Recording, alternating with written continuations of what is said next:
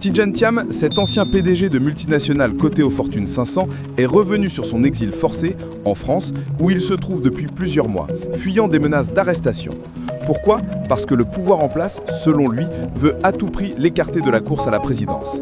Radié de la liste électorale pour une question controversée de nationalité, Thiam dénonce une décision illégale, orchestrée pour bloquer sa candidature.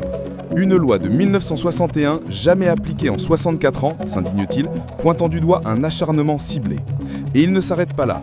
Il accuse le régime d'Alassane Ouattara de kidnapper des opposants en plein jour et de déployer des cargos de police pour intimider ses partisans.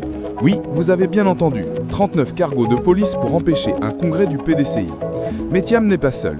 Il a scellé une alliance explosive avec d'autres poids lourds de l'opposition, comme Laurent Gbagbo, Guillaume Soro et Charles Blé Goudet, tous exclus des listes électorales.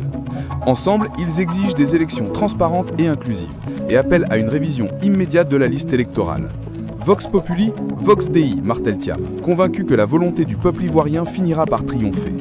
Avec 132 000 parrainages déjà collectés et des sondages le donnant gagnant face à Ouattara au second tour, Thiam incarne un espoir d'alternance pour des millions d'Ivoiriens. Mais le chemin est semé d'embûches. Entre menaces physiques, accusations de racisme venues de l'étranger et tensions internes au PDCI, le combat s'annonce titanesque. Cette interview n'est pas qu'un récit politique, c'est un cri de cœur pour la liberté et la justice en Côte d'Ivoire. Thiam, avec son charisme et son parcours hors norme, nous rappelle que l'avenir du pays se joue maintenant. Alors, que réserve la suite? Une candidature malgré tout? Une mobilisation massive? Ou un bras de fer avec le pouvoir? Restez connectés à Top Actu Afrique pour ne rien manquer de ce feuilleton électoral sous haute tension. Abonnez-vous, likez, partagez et rejoignez-nous pour décrypter ensemble l'avenir de la Côte d'Ivoire.